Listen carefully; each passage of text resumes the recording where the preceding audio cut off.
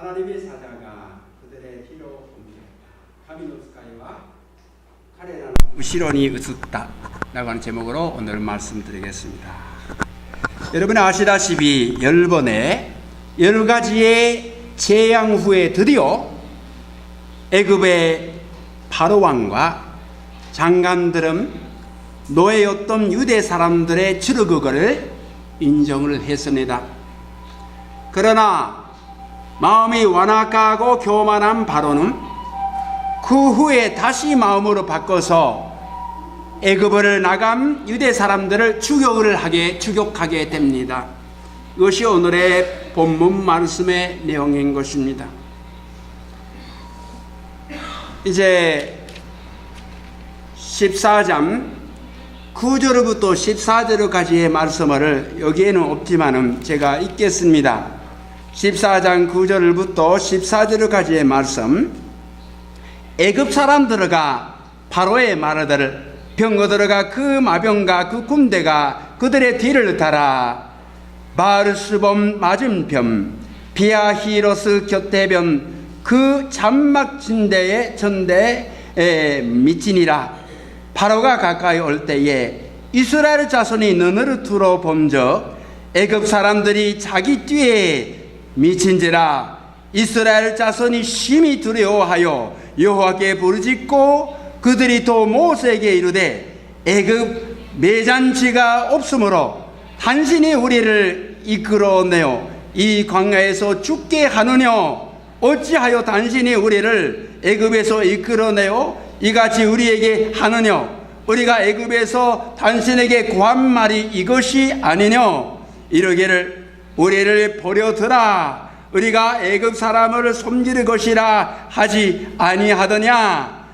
애굽 사람들을 섬기는 것이 광야에서 죽는 것보다 낫겠노라. 13절 모세가 백성에게 이르되 너희는 두려워 말고 가만히 있어서 여호와께서 오늘날 너희에게 위하여 행하시는 구원을 보라. 너희가 오늘 본 애굽 사람을 더 다시는 영원히 보지 못하리라. 여호와께서 너희를 위하여 싸우시리니 너희는 가만히 있으리니라. 그리고 본문 말씀 14장 15절부터 오늘의 본문 말씀이 계속되었던 것입니다. 15절부터 18절까지 읽겠습니다. 여호와께서 모세에게 이르시되 너는 어찌하여 내게 부르짖느냐. 이스라엘 자손을 명하여 앞으로 나가게 하고 지팡이를 두르고 손을 바다 위로 내밀러 그것으로 갈라지게 하라. 이스라엘 자손이 바다 가운데 육지로 행하리라. 내가 애굽 사람들의 마음으로 간폐하게 할 것인즉 그들이 그 뒤를 따라 들어갈 것이라. 내가 바로와 그 모든 군대와 그 병거와 마병으로 인하여 영광을 얻으리니 내가 바로와 그 병거와 마병으로 인하여 영광을 얻을 때야 애굽 사람들이 나로 여호와인지를 알리라 하시더니. 그리고 모세가 하나님 명하신 그 말씀대로 지팡이를 높이 들었더니 바다가 갈라지게 되었습니다. 15장 21절 여기는 없지만 21절 22절 제가 읽겠습니다. 모세가 바다 위로 손을 내어 민데 여호와께서 큰 돈분으로 밤새도록 바닷물을 물러가게 하시니 물이 갈라져서 바다가 마른 땅이 된지라. 이스라엘 자손이 바다 가운데 육지로 행하고 물은 그들의 좌우에 벽이 되니. 주님은 낮에는 구름 기둥으로서 밤에는 불 기둥으로서 백성들의 가장 앞에 서서 백성들을 인도하셨던 것입니다. 백성들의 가장 앞에 가셔야 백성이 어느 쪽으로 가면 좋은지 알게 되니까 사람들이 든든한 마음으로 따라갈 수가 있지요. 주도 한반이 한가운데 있거나 뒤쪽에 있으면 어디 가면 좋은지 모르지 않습니까? 그래 가장 앞자리에 가장 선두에 서서 백성들을 인도하셨습니다. 그 말씀이 이렇게 기록되고 있습니다. 출애굽기 13장 21절 22절 여호와께서 그들을 앞에서 가시며 낮에는 구름 기둥으로 그들의 길을 인도하시고 밤에는 불 기둥으로 그들에게 비추사 낮이나 밤이나 징yen나게 하시니 22절 낮에는 구름 기둥 밤에는 불 기둥이 백성 앞에서 떠나지 아니하니라. 백성들 앞에서 떠나지 아니하니라. 앞에 따라가게 하셨던 것입니다. 앞에 서서 백성들을 인도하셨다라고 그랬습니다. 그런데 오늘의 본문에 있는 말씀은 14장 19절 지키셨습니다. 이스라엘을 진 앞에 행하던 하나님의 사자가 옮겨 그 뒤로 행하게 되었습니다. 그리고 그 결과 구름 기둥도 앞에서 뒤로 옮겼다라고 하는 말씀이 여기에 있는 것입니다. 말하자면은 이제까지 가장 백성의 앞에 계셨던 주님의 사자가 가장 백성의 뒤쪽에 옮겼다라고 하는 것입니다. 불 기둥도 가장 앞에 있었던 것이 뒤쪽으로 옮겼다라고 하는 것입니다. 애굽 군대가 추격하는 가운데 진노의 불탄 애굽 사람들의 잔인한 칼에 희생이 되는 것은 모든 사람으로 죽이지는 않지요. 남자만으로 23살의 남자만으로도 60만 있는데 다 또 자녀들이나 부인들이 합하면 200만 정도 되는 사람 다 잡아 죽이겠습니까? 그와 같은 어리석은 일을 안 하는 것입니다. 몇 사람을 죽였다가 무서워하는 사람들을 무조건 다 애굽으로 다시 데리러 와서 거기에서 노예시키는 것이 목적이었지요. 그러나 사람이 화낼 때에는 가장 먼저 만난 그 조건을 한때에 화를 내는 것이 아닙니까? 마장점으로 맞는 사람의 한때 복수를 하는 것이 아닙니까? 그렇지요. 그러니까 가장 뒤쪽에 있는 사람들이 말하자면 가장 뒤쪽에 있는 사람들이 어떠한 사람인가요? 늙고 여력 나쁘고 약하고 병들고 자기 힘으로 어쩔 수 없는 사람들이 뒤따라갈 수밖에 없죠. 제가 지난날에 낙골당으로 갔어요. 시간이 얼마나 많이 걸리는지. 이름이 다 굽는 것이 시간이 그리고 거기는 피르지아로 가면 좋은데 피르지아가요 자리야 가라고 꼭 가야 나더라.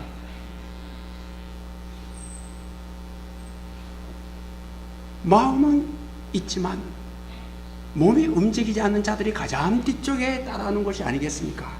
애굽 군대가 죽여가는 가운데 진노에 불탄 애굽 사람의 잔인한 칼의 희생이 되는 것은 가장 뒤쪽에 행하고 있던 사람들이 늦은 사람, 약한 사람, 어린 자녀들이, 여력 나쁜 자들이 거기에 주님의 사자가 옮겼다라고 하는 것입니다. 가장 앞절에는 힘이 센 사람이, 말도 잘하는 사람이 가장 앞에 인도했지요. 거기에서 가장 뒤쪽에 주님이 위치를 바꾸셨다라고 하는 것입니다. 불의 기둥도 옮겼습니다. 20절을 읽겠습니다. 20절 애굽 진과 이스라엘 진 사이에 이르러 서니 저 변은 구름과 흑암이 있고 이 변은 밤이 광명함으로 밤새도록 저 변이 이 변에 가까이 못하였더라. 무슨 뜻입니까? 이스라엘의 가장 약한 사람들이 있는 곳에 하나님의 사자가 거기에 들어가서 그리고 그 불기둥은 애굽 사람들에게는 어둠을 가져오게 하고 이스라엘 백성들의 약한 자들을 비롯한 모든 자들에게는 빛을 가져오게 하고 행하게 했습니다. 애굽 사람은 앞에 못 나가게 되었습니다. 어둠 때문에. 그러나 이스라엘 사람은 광명하여서 다 바다를 건너가게 되었던 것이요. 이것은 같은 구름 기둥인데 하나님을 믿지 않는 애굽 사람들에게는 어둠이요, 하나님을 의지하는 이스라엘 사람들에게는 빛이었습니다. 바로 십자가도 믿지 않는 자들에게는 잔인함, 전말 배배당했다, 하이복사, 그렇게 생각할 수밖에 없었던 십자가가 모든 인류의 죄를 용서하게 하고 부활을 일어나게 하고 모든 사람들의 생명을 주는 빛이 되었습니다. 빛이 되었어요. 그것도 마찬가지죠. 출애굽의 사건 가운데에, 그리고 그 후에 가나안에 들어갈 때까지 40년 동안의 광야에서의 여행전도 주님이 한참 뒤쪽에 따라오는 약하고 작은 자들을 지키는 데 마음을 다하고 두수를 다하고 지혜를 다하여서 인도하셨던 것입니다.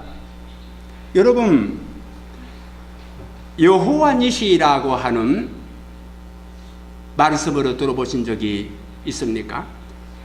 일본말로 보면은 아도나이 니시라고 되어 있습니다.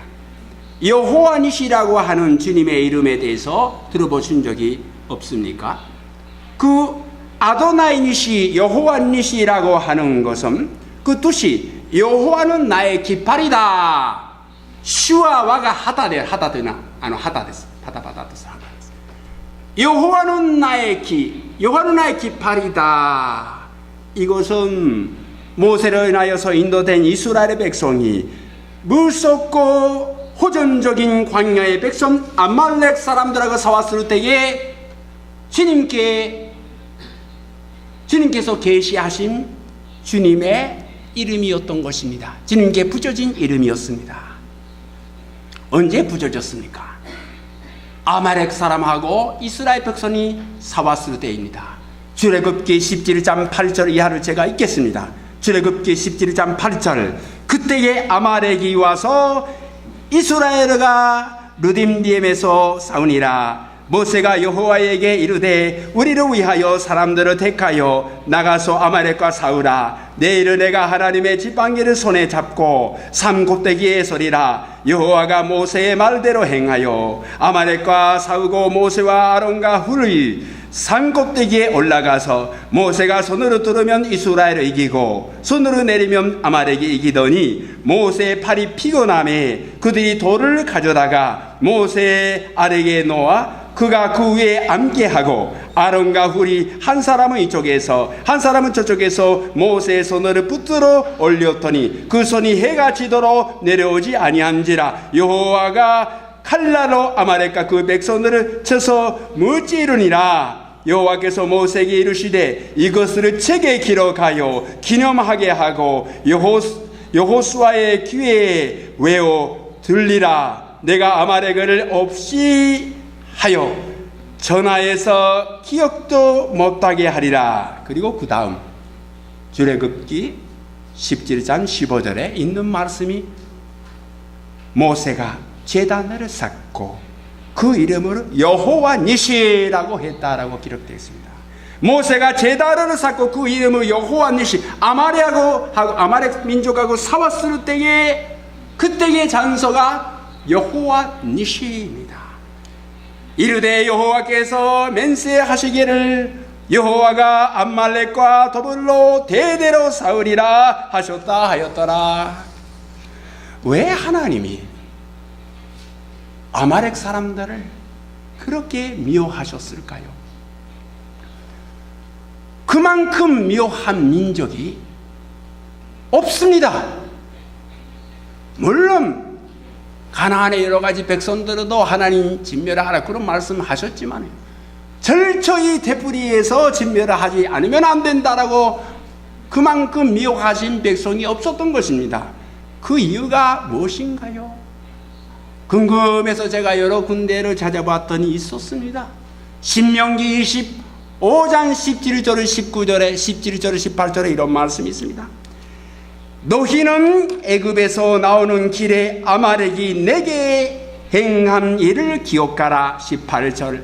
고 그들이 너를 길에서 만나 내가 피곤할 때에 내 뒤에 떨어진 약한 자들을 쳤고 하나님으로 두려워하지 아니하였느니라. 그러므로 내 하나님 여호와께서 내게 기업으로 주어 차지하게 하시는 땅에서 내 하나님 여호와께서 사방에 있는 모든 적군으로부터 내게 안식을 주실 때 너는 전하여서 아말렉에 대하는 기억을 지워버리라. 너는 잊지 말을지니라. 아멘. 가장 뒤쪽에 간신히 따라가는 약한 자들, 인생의 요령 나쁜 자들을 불쌍히 여겨야 하는데 져서 모두 지겼다라고 하는 것입니다. 가장 약할 때에 가장 비겁한 방법으로 약한 자들을 습격해서 하나 죽이고 사라지게 됩니다. 또 하나 잡아 죽이고 사라지게 해서 그런 것을 절대로 하나님은 용납할 수가 없다라고 하는 말씀이었습니다. 이스라엘 백성들이 애굽으로 다르지도 하여 광야에 나온 지 얼마 되지 않았을 때였습니다. 호전민족이었던 아말렉 족속은 늙거나 병들어 약해져서 대열의 뒤에 처졌던 이스라엘 사람들을 뒤로부터 무자비하게 덮쳐서 죽였던 것입니다. 거기에서 하나님이 세우신 깃발이 바로 아도나이 니시, 여호와 니시였던 것입니다. 하나님의 깃발은 이스라엘의 가장 약하고 인생의 낙고자들을 놔두고서 거기에 계셨던 것입니다. 이 사건으로부터, 모세의 사건으로부터, 출애굽의 사건으로부터 약 400년 후에 이스라엘에서 세워진 초대의 왕 사울 왕에게 주어진 사명이 있었습니다. 아말렉 그 사람을 진멸할지어다. 사무엘을 통하여서 주어진 사명이었습니다. 그러나 사울은 아말렉의 부와 아말렉의 재산과 백성들의 눈치를 무서워하고 이 언명을 무시한 결과 하나님한테 버림으로 당하는 참으로 안타까운 왕이 되었습니다. 그 결과 아말렉 사람은 남았습니다. 그 이스라엘 백성들을 괴롭히게 됩니다. 그때 사울 때부터의 약 500년 후에, 그러니까 모세 때부터 400년 후에 사울 왕이 나타났고, 그리고 그 다음에 약 500년 후에 에스도 시대가 되었습니다. 페르시아가 다스리는 시대입니다. 거기에서 무슨 일이 일어났습니까? 그 에스더서의 기록이 무슨 내용입니까? 하만이라고 하는 참으로 무서운 전지가가 나타나서 그 사람이 정리 대신이 되었습니다. 정리가 되어서 무서운 계획을 세웠습니다. 어떠한 계획인가 하면은 페르시아 왕 아수에르스에게 전하의 모든 유대인들을 남녀노소 가릴 것 없이 하나도 남기지 말고 다 죽여 없애도록 조서를 내리게 했습니다.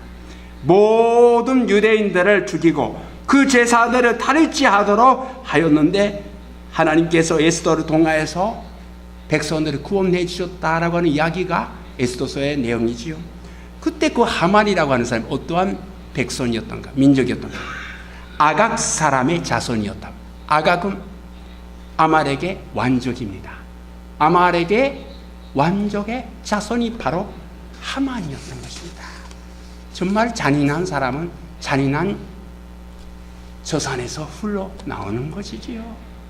여러분, 정통이라고 하는 것은 어기기가 어렵습니다. 잔인한 정통이 아말렉 그리고 하만한테 이어지게 되었습니다. 여러분이 지금 하고 있는 예배 중에 어떠한 태도를 가지고礼拝をしているか、それが여러분의 전통이 되고皆さんの家族、皆さんの子孫がそのようになるのです。でたらめに礼拝するならばでたらめになるし、神様を恐れるならば神様を恐れる伝統ができるんです。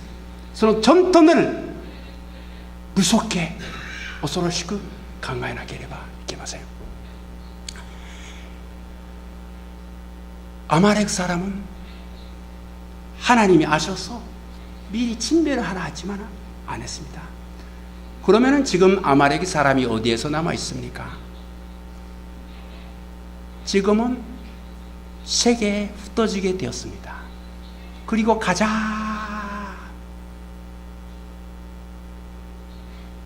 강한 사람들이 모이는 곳에 숨어 있습니다.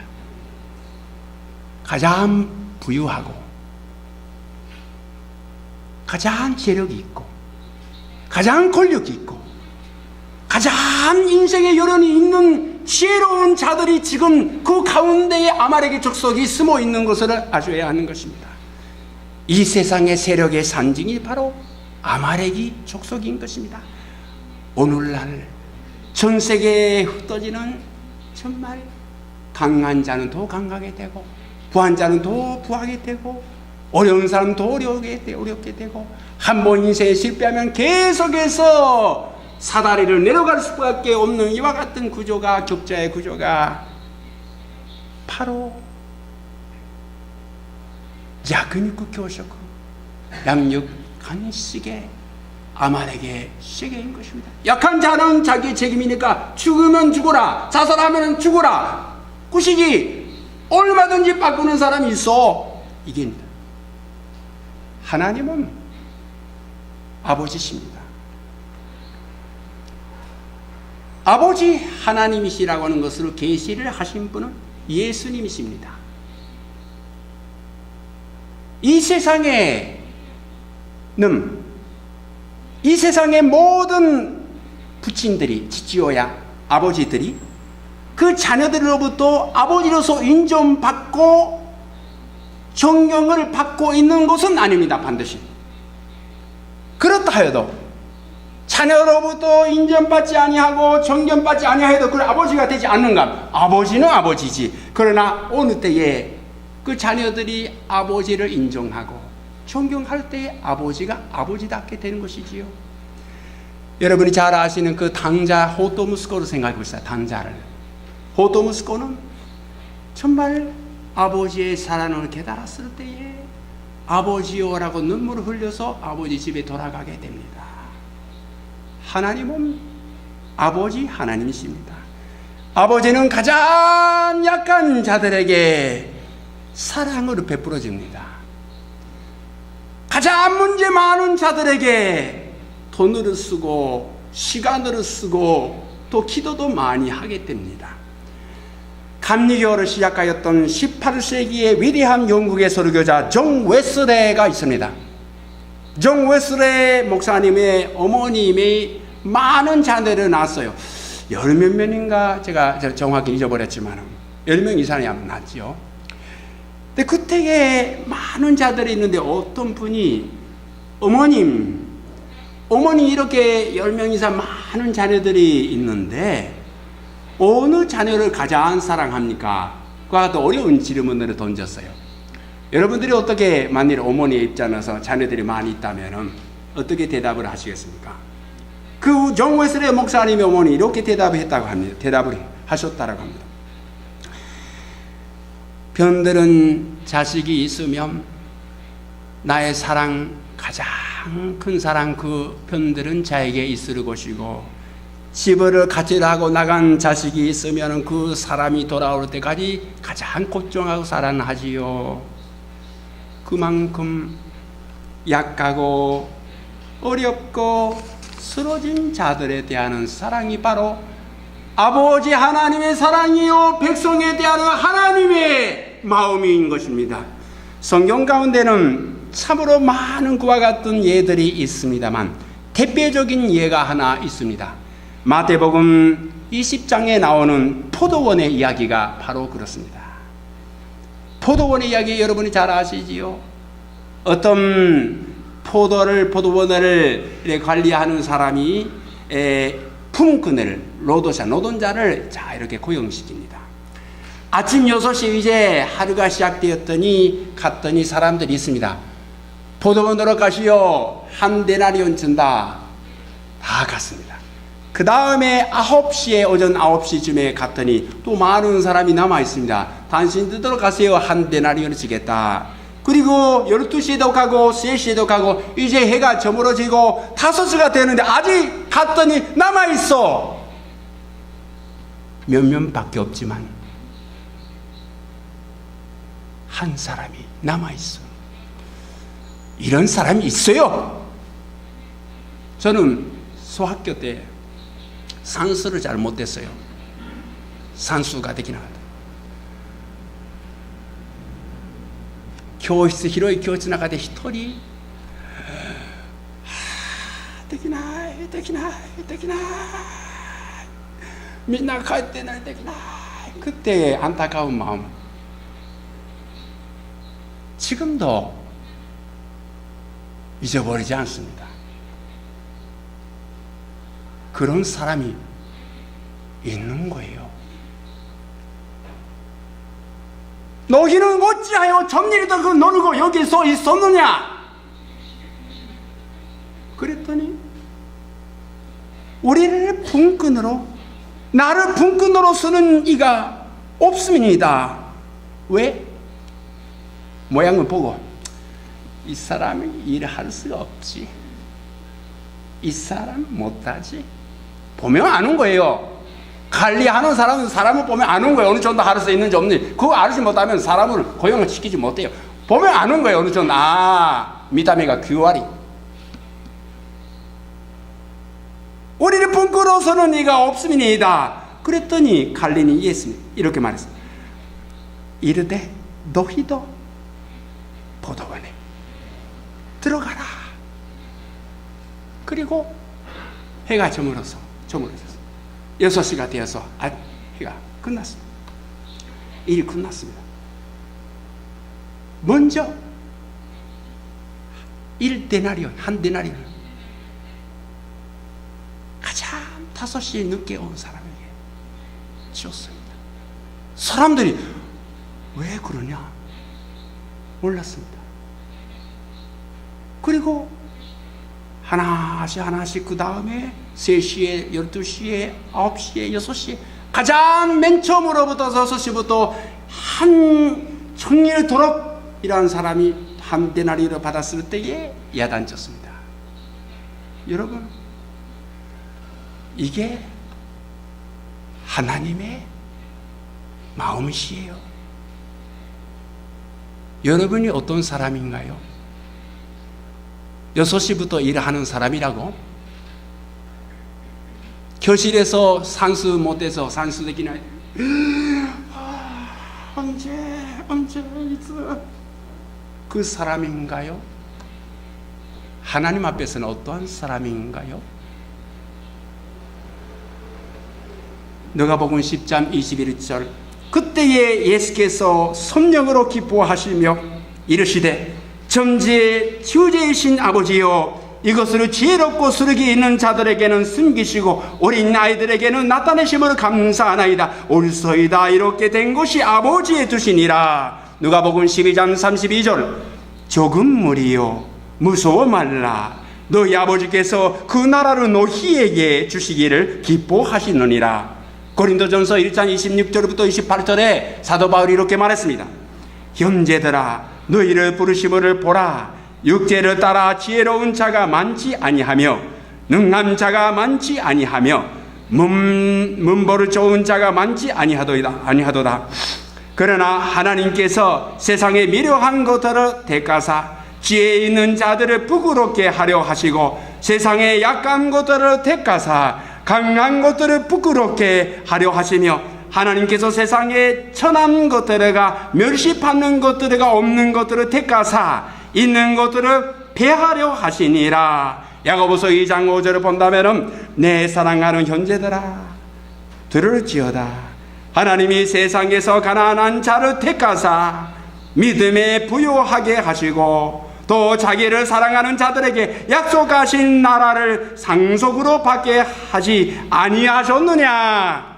고린도전서 12장 20절을 보면 교회에서도 마찬가지라고 합니다. 그뿐만 아니라 도약하게 보이는 몸의 지체가 도리어 요긴하다. 여러분, 국기요考えてみましょう.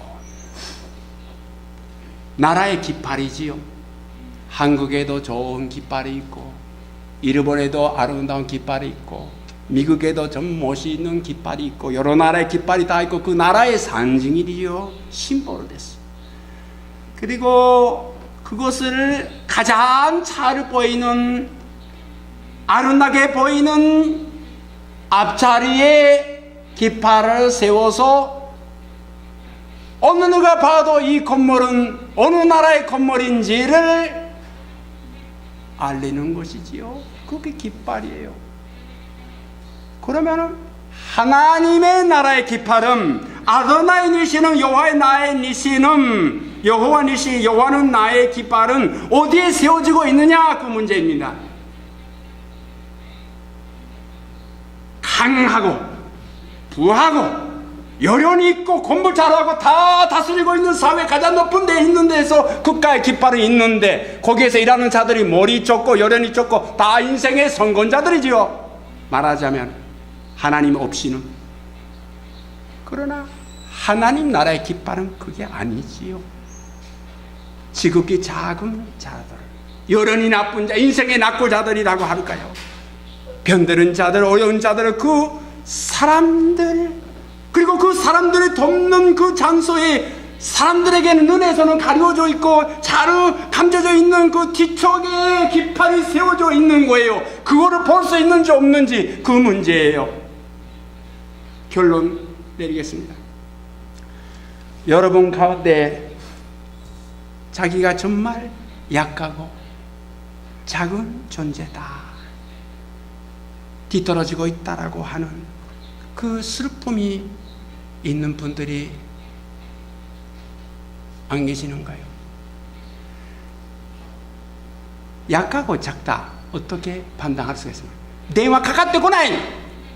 개인적인 전화는 갖대ください, 아래 갖대 그 전화를 얼마든지 오고 그런 편지 얼마든지 오지만, 구체적인 自分宛ての手紙、自分宛ての電話、本当に買ってくれじゃなくて、本当にその마음、心と心通じるそういうものがかかってこない、そういうメールがない、そういうはがきがない、そういう電話がないのが弱い人なの。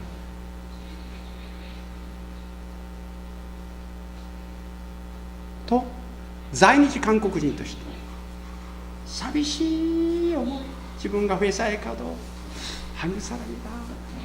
옛날에는 한류時代가良かった, 이마와 얼굴을 못 들어.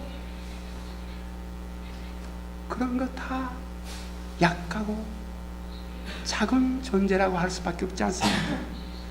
그러나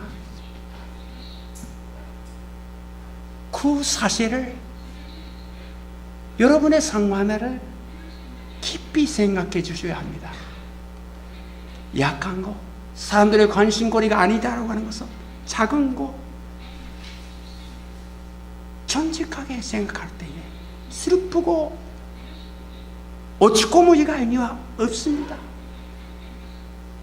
그것이 계속되면 사람이 정말 살벌한 사람이 될 수밖에 없어요. 살벌한 사람이 될 수밖에 없어요. 자동적으로 자연히 슬픈 것이, 작은 것이 좋은 게 아니에요. 절대로 좋은 게 아닙니다. 절대로 좋은 게 아니에요. 나쁜 거예요. 그러나 그 슬퍼하다라고 생각하는, 느껴지는 자기의 그 뒤쪽에 누가 계시는지를 볼 수 있다면, 그 깃발이 바로 슬퍼하는 그 작은 자의 우리의 마음속에, 아니 뒤쪽에 숨겨져 있다라고 하는 것을 알 때에 우리의 인생이 거기에서 일어설 수가 있게 되고, 약한 자가 강한 용사가 될 수가 있습니다. 여러분, 그 열쇠가 어디에 있는가요? 뒤쪽으로 옮겨갔던 그런 기둥이 세상을 자랑하고 세상에 권세가 있는 자들에게는 어둠이었고, 좌우지하는 이스라엘 사람들에게는 빛이었던 광명한 자리였던 바로 하늘의 영광으로 다 버리시고 부끄러운 십자가를 들여가지 아니하시고 우리를 위해서 죽으시고 부활하신 예수 그리스도를 참으로 만나셔야 하는 거예요. 어디서 만나는 거예요? 부한 데서, 강한 데서? 아니에요. 거기는 멸망 자리입니다. 참으로 거기에서 만나셔야 하는 거예요. 거기서 감춰져 있는 깃발을 보아야 합니다. 그 다음에 자기 자신과 똑같던 자, 과거에 자기 자신과 똑같은 약하고 작은 자들에 대하여 친절하게 해야 합니다. 친절하게 해야 합니다. 말만이라도 기도를 해주고 도와주고 친절하게 해주는 것이 거기에 하나님이 함께 하시는 거예요. 마태복음 18장 10절 삼가이 작은 자 중에 하나도 없이 여기지 말라. 너희에게 말하노니 그들의 전사들이 하늘에서 하늘에 계신 내 아버지의 얼굴을 항상 뵙느니라. 마태복음 25장 40절 임금이 대답하여 이르시되 내가 진실로 너희에게 이르노니 너희가 여기 내 형제 중에 지극히 작은 자 하나에게 한 것이 곧 내게 한 것이니라 하시고, 구약성경 잠언 14장 31절 가난한 사람을 학대하는 자는 그를 지으신 이를 멸시하는 자요 금빛 반 사람으로 불쌍히 여기는 자는 주를 공경하는 자니라. 잠언 19장 17절 가난한 자를 불쌍히 여기는 것은 여호와께 구워드리는 것이니 그의 성행을 그에게